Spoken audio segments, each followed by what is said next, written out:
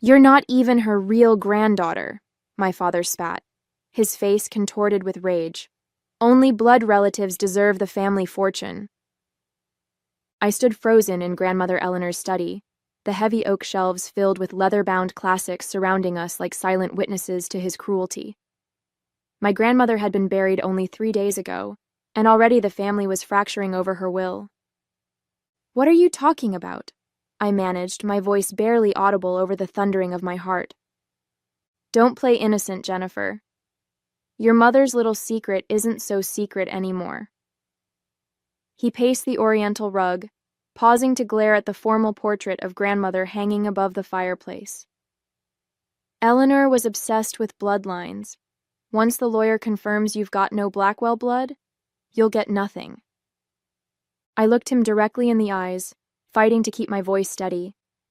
Do you promise to keep your word about this? That only blood relatives deserve grandmother's inheritance? Absolutely, he declared, lifting his chin with the same imperious tilt I'd seen countless times throughout my childhood. I'll make sure the family legacy stays with real Blackwells, not imposters.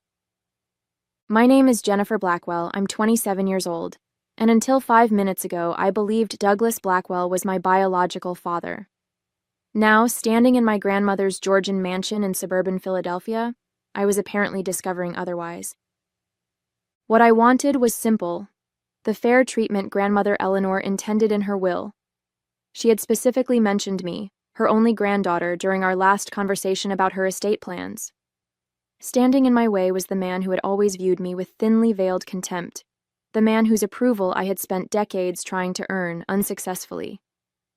You can attend the will reading next week if you must, he continued dismissively, but don't expect anything.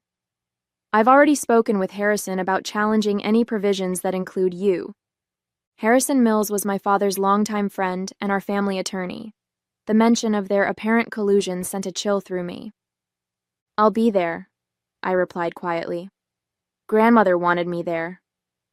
Sentiment, he scoffed. Eleanor always had a blind spot for you. Fortunately, the law cares about facts, not feelings. As he strode from the room, I sank into grandmother's desk chair, running my fingers over the polished walnut surface where she had written countless letters, reviewed business documents, and most recently, finalized her will. My phone buzzed with a text from my mother. We need to talk about your father. Tonight, alone. I stared at the message, unease crawling up my spine. If my father wasn't my biological father, then who was? And how had this secret remained hidden for 27 years? More importantly, why was it surfacing now, just days after grandmother's death and days before her fortune would be distributed? Whatever truth awaited me, one thing was becoming clear. The father I had spent my life trying to please had been harboring resentment far deeper than I had ever realized. Growing up as a Blackwell meant navigating a world of privilege and weighty expectations.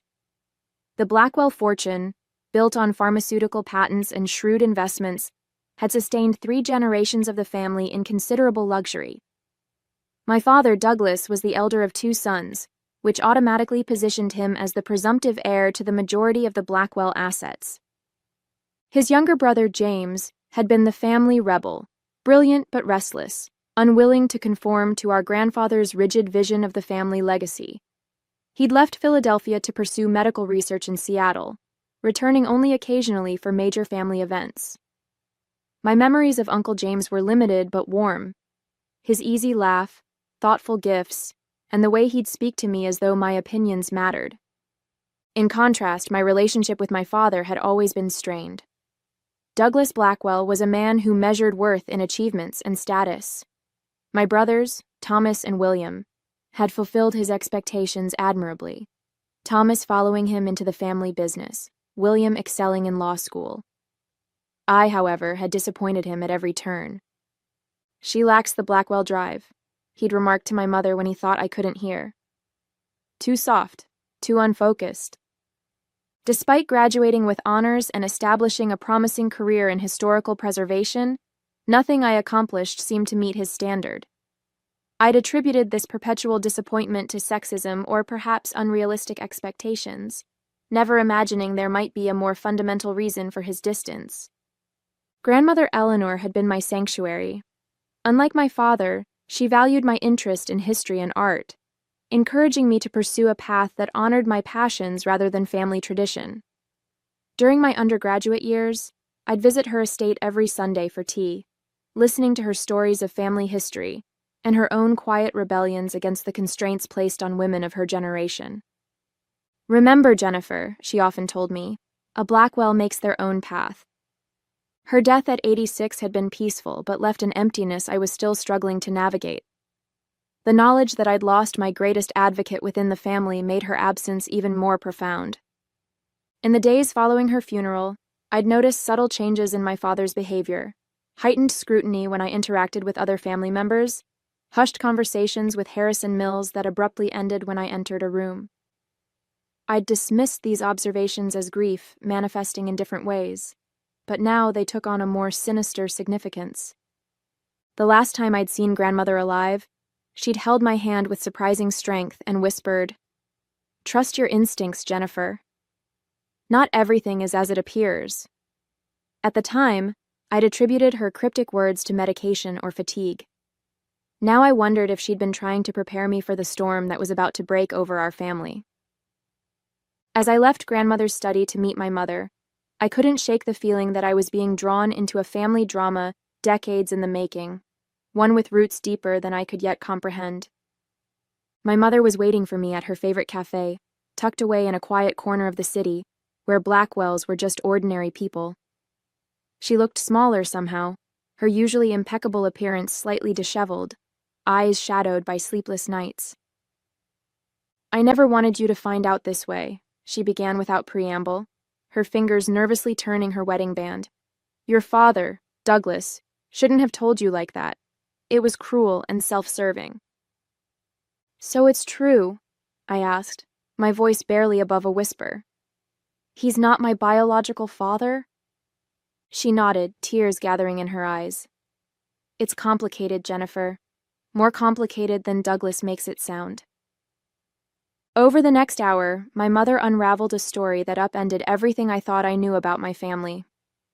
She and James, my uncle, had been in love before she met Douglas.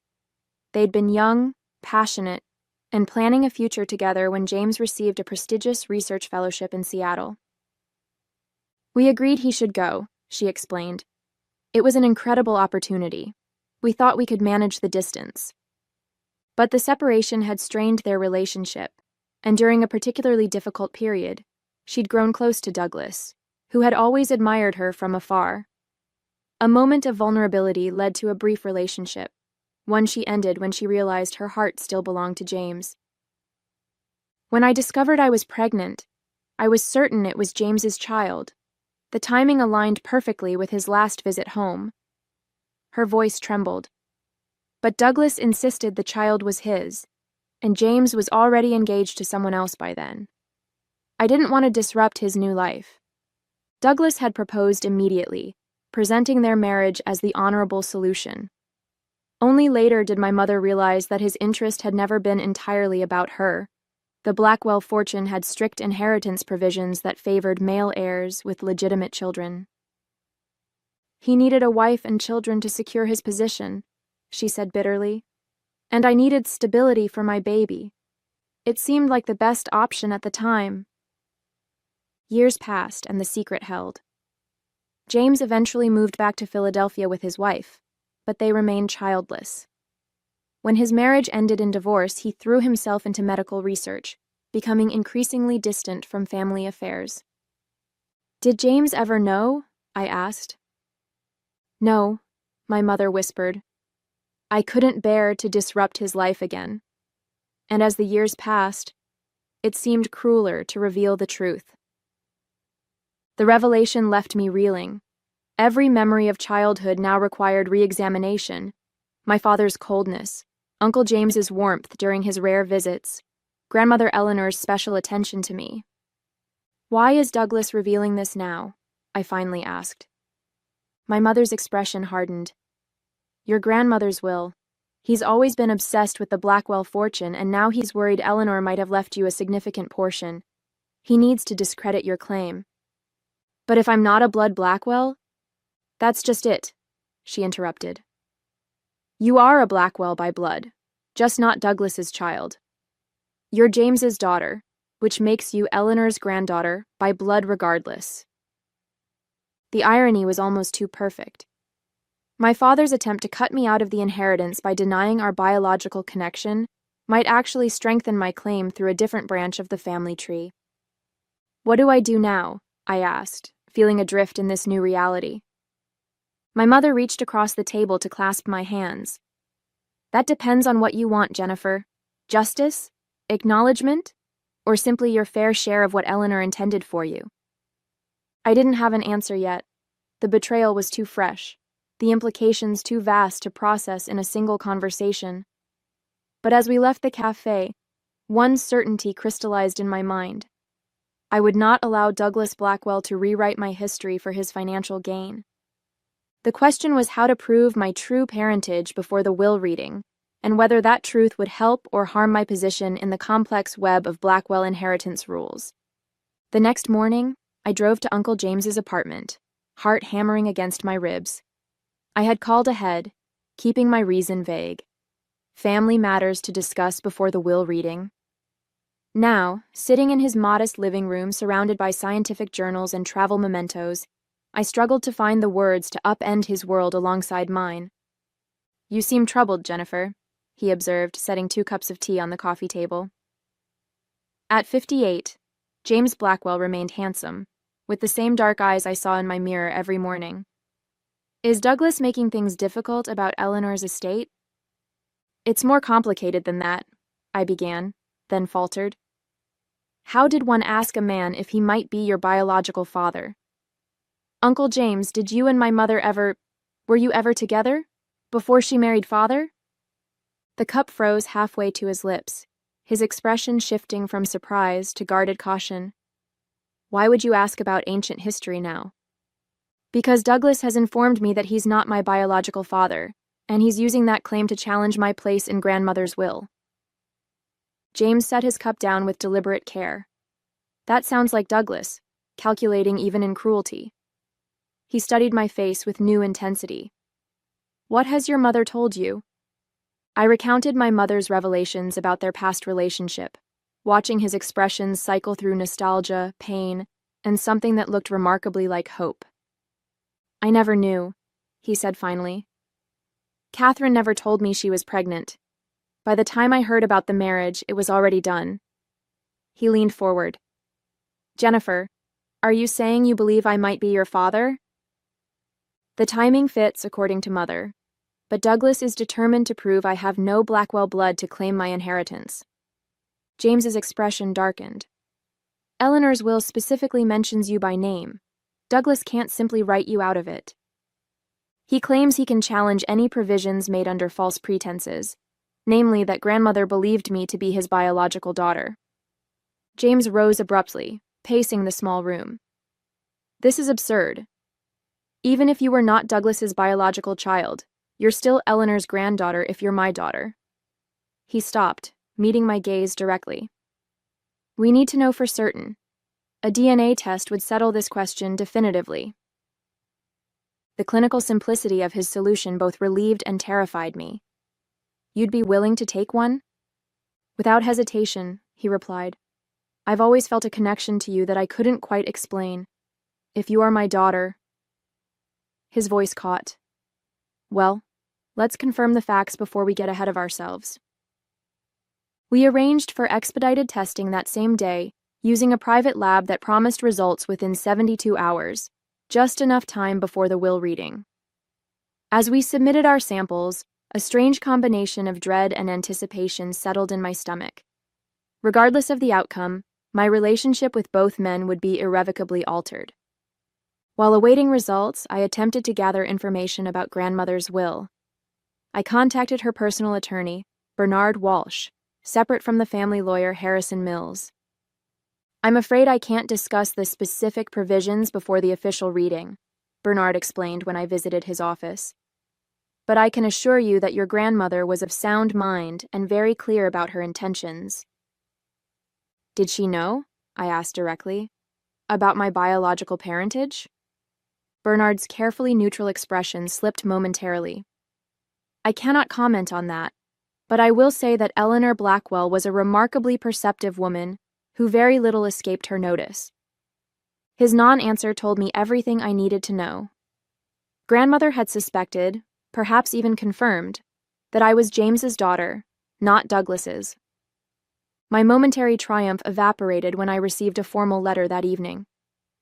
Harrison Mills had petitioned the court to delay the will reading pending resolution of identity concerns regarding purported beneficiaries.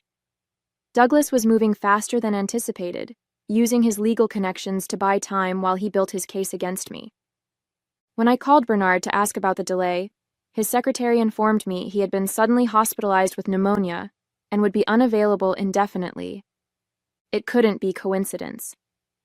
Douglas was systematically removing my potential allies and information sources. Without Bernard or the DNA results, I would enter the will reading at a severe disadvantage.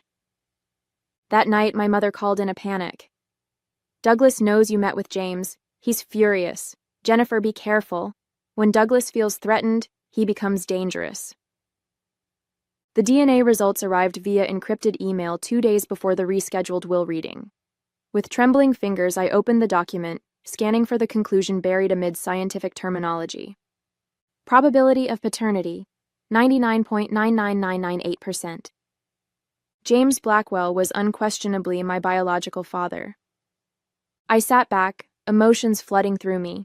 Vindication, grief for the relationship I never had, anger at the years of deception. The scientific confirmation transformed abstract possibility into concrete reality. Douglas, the man who had coldly rejected me my entire life, was not my father at all. I immediately called James, who received the news with quiet emotion. I suspected from the moment you asked, he admitted. You have Catherine's smile, but those eyes, they're Blackwell eyes, my mother's eyes. We agreed to meet before the will reading to discuss our approach. Armed with DNA proof, I finally had leverage against Douglas. Or so I thought. That evening, Harrison Mills requested an urgent meeting at his office. Despite my misgivings, I agreed, curious about this sudden outreach from my father's, no, Douglas's, legal ally. The elegant offices of Mills & Associates signaled old money and discretion. Harrison, silver-haired and impeccably dressed, greeted me with practiced cordiality that didn't reach his eyes. Jennifer, thank you for coming. I thought we should discuss certain developments before the will reading. You mean the fact that Douglas isn't my biological father, or that you filed a frivolous petition to delay the reading? His smile tightened. Actually, I was referring to the DNA test you and James arranged. My blood ran cold. How could he possibly know about the test? We had been meticulously careful. Douglas was quite distressed to learn of this independent investigation, Harrison continued. He asked me to convey a proposal. He slid a document across his desk. It was a waiver agreement relinquishing all claims to Eleanor Blackwell's estate in exchange for a one-time payment of $250,000. This is absurd, I said, pushing it back. Grandmother specifically included me in her will. Yes, under the presumption you were Douglas's daughter. Now that we know otherwise... Now we know I'm James's daughter, which makes me even more legitimately Eleanor's granddaughter than if I were Douglas's, I interrupted. Blood relatives deserve the family fortune, isn't that what Douglas always says? Harrison's expression shifted. There are complexities you're unaware of, Jennifer. Legal nuances regarding the Blackwell Trust that supersede simple biology. What complexities? I'm not at liberty to discuss details before the reading, but I strongly advise you to consider this offer. Douglas is prepared to be quite aggressive in defending the family interests. The veiled threat hung between us. I left without signing, more determined than ever to stand my ground, but deeply unsettled by Harrison's confidence despite our seemingly ironclad DNA evidence. The next morning brought the revelation that shattered my understanding of the entire situation.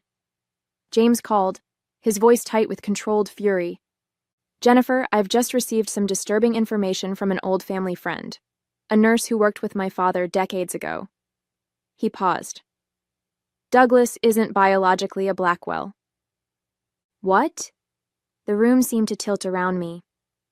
Apparently, my parents adopted Douglas as an infant after my mother had several miscarriages. When she unexpectedly became pregnant with me years later, they decided to keep the adoption quiet, not wanting Douglas to feel like less than their son. The implications hit me like a physical blow. If Douglas wasn't a blood Blackwell, then by his own logic. Does Douglas know? I managed. I don't think so. Our parents took the secret to their graves. But Eleanor might have known. She and my mother were extremely close. That's why Harrison was so confident, I breathed. There must be something in the will or trust documents specifying blood relations. Exactly. I've been reviewing copies of the original Blackwell Trust. There's a specific clause requiring direct bloodline descent for principal inheritance. Douglas would have been protected by his legal adoption, but by making this about biological legitimacy, he's potentially disqualified himself. The irony was almost too perfect. Douglas's attempt to disinherit me by questioning my biological connection to the Blackwell line could backfire catastrophically if his own adoption came to light. What do we do with this information? I asked. James was quiet for a moment. That depends on what you want, Jennifer. What Douglas deserves and what's right for our family might be different things. I considered his words carefully. I think, I said slowly, that people who insist on blood purity should be held to their own standards, don't you? The morning of the will reading dawned crisp and clear, Philadelphia's autumn painting the trees in brilliant hues outside grandmother's mansion where the family had gathered. I arrived early with James, our shared secret, a fragile weapon we weren't yet certain how to deploy. Harrison Mills presided from the head of the dining table, leather portfolio open before him, while various Blackwell relatives filled the high-backed chairs. Douglas sat directly opposite me, his posture radiating confidence, flanked by my brothers who looked uncomfortable but determined to support their father. Before we begin, Harrison announced, I must address a delicate matter regarding succession eligibility. Douglas straightened, shooting me a triumphant glance. It has come to our attention that certain beneficiaries named in Eleanor Blackwell's will may not qualify under the bloodline provisions of the original Blackwell Family Trust. My mother, seated beside me, gripped my hand beneath the table. Harrison continued, As you know, Eleanor's estate is divided between assets she controlled independently and those governed by the family trust established by her father. The trust specifically requires beneficiaries to be blood descendants of the Blackwell line. Which is precisely why we need to address Jennifer's situation, Douglas interrupted smoothly. Recent information suggests she is not my biological daughter, and therefore has no claim to the Blackwell inheritance. A ripple of murmurs circulated around the table. James and I exchanged glances, our carefully rehearsed plan suddenly derailed by Douglas's preemptive strike. I have DNA evidence, Douglas continued, sliding a folder toward Harrison, confirming Jennifer is not my biological child. Under the bloodline requirement, she is ineligible for trust distribution. My heart pounded as Harrison reviewed the documents. We had anticipated raising the paternity issue ourselves, but Douglas had outmaneuvered us by presenting his own testing I had never consented to or provided samples for. May I ask how you obtained my DNA for this test? I asked, fighting to keep my voice level. Douglas's smile was cold. From your water glass at our last family dinner. Quite simple, really. That's illegal, James interjected. Unauthorized DNA testing. Irrelevant to the inheritance question, Harrison cut in. The science is sound, regardless of collection methods. I felt our carefully constructed plan crumbling. If Harrison accepted Douglas's evidence while dismissing the legality of collection, we would lose our chance to reveal the truth on our terms. I have additional evidence pertinent to the bloodline question, I said firmly, removing our own testing results from my bag. DNA confirmation that James Blackwell is my biological father. The room erupted in shocked exclamations. Douglas's face contorted with fury as he turned on my mother, who met his gaze unflinchingly. "This changes nothing," Harrison insisted after reviewing our documentation. "The trust specifies Blackwell blood from Eleanor's direct line, which flows through her son Douglas to his legitimate heirs." It was the opening we needed. James stood slowly, commanding the room's attention. "I believe we need to examine the precise language of the trust," he said. "My understanding is that it requires beneficiaries to be blood descendants of Harold Blackwell, Eleanor's father. If that's the case, we have a significant problem." Harrison frowned. "What problem?" "Douglas is not biologically a Blackwell," James stated clearly. "He was adopted as an infant, a fact our parents kept private to protect him, but which Eleanor was aware of." The silence that followed was deafening. Douglas's face drained of color as he stared at his brother in naked shock. "That's absurd," he finally sputtered. "A desperate lie." "I have the adoption records," James continued implacably, "and DNA confirmation." He produced another folder. "If we're applying a strict bloodline test as Douglas insists, then I am Eleanor's only biological child, and Jennifer, as my biological daughter, is her only blood grandchild." Harrison looked stricken as he examined the documents, his loyalty to Douglas visibly warring with his professional obligations. "This is outrageous," Douglas shouted, rising from his chair. "I won't stand for this slander." "You're the one who insisted only blood relatives deserve the Blackwell fortune," I reminded him quietly. "Are you retracting that position now?" Before Douglas could respond, the library doors opened to reveal a frail but determined Bernard Walsh, grandmother's personal attorney, leaning on a cane. "I apologize for my tardiness," he said, nodding to me. "I believe my presence is required for this reading." Harrison's dismay confirmed our suspicion. Bernard's unexpected recovery threatened whatever legal maneuvering Douglas had orchestrated in his absence. "I would like to review the documents before proceeding," Bernard insisted, his experienced gaze already noting the tension filling the room. As Bernard settled at the table with the various test results and adoption papers spread before him, Douglas looked truly afraid for the first time. Whatever scheme he had constructed with Harrison was rapidly unraveling, but his desperation made him unpredictable and potentially dangerous. Bernard adjusted his reading glasses as he reviewed the final pages of grandmother's will, his voice steady and authoritative. "Before addressing specific bequests, I must draw attention to a letter Eleanor Blackwell instructed me to read if questions of lineage arose during this proceeding." He opened a sealed envelope, the Blackwell crest embossed on heavy cream paper. The room fell silent as he began to read, "To my family gathered here.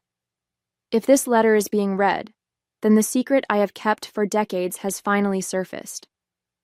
I have always known that Douglas was not born of Blackwell blood, but was welcomed into our family through adoption, a noble act of love by my husband and myself after years of heartbreak.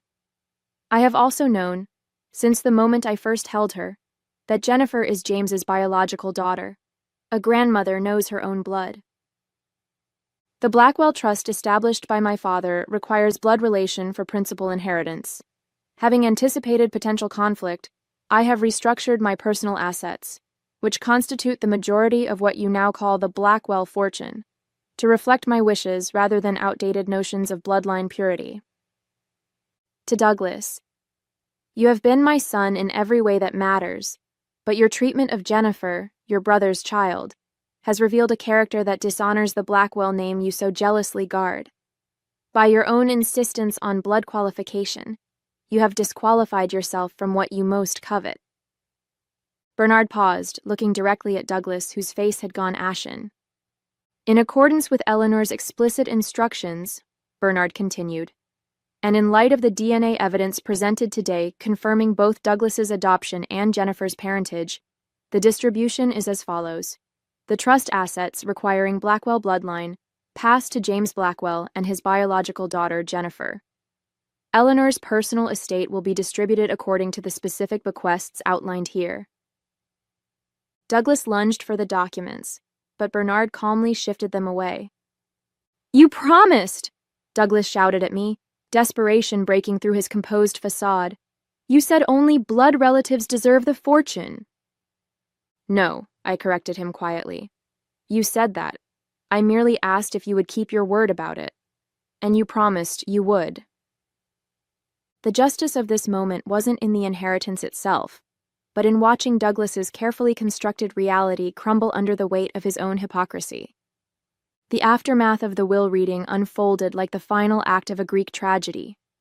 Douglas, undone by his own machinations, stormed from the mansion shouting threats of legal challenges that everyone present knew would fail. Harrison Mills followed, his professional reputation in tatters after Bernard revealed his knowledge of the adoption records he had deliberately concealed. My brothers, stunned by the revelations, approached me uncertainly. Thomas, always the more sensitive of the two, spoke first. "I had no idea about any of this," he said quietly. "All those years, the way he treated you, it makes a terrible kind of sense now." William nodded soberly. "For what it's worth, you've always been our sister. That hasn't changed." Their sincerity moved me more than I expected. They had been shaped by Douglas too, in different ways. Perhaps there was a relationship worth salvaging there, given time. Mother approached next, relief and apprehension mingling in her expression. "I should have told you years ago," she said. You were protecting me," I finished for her. "I understand that now."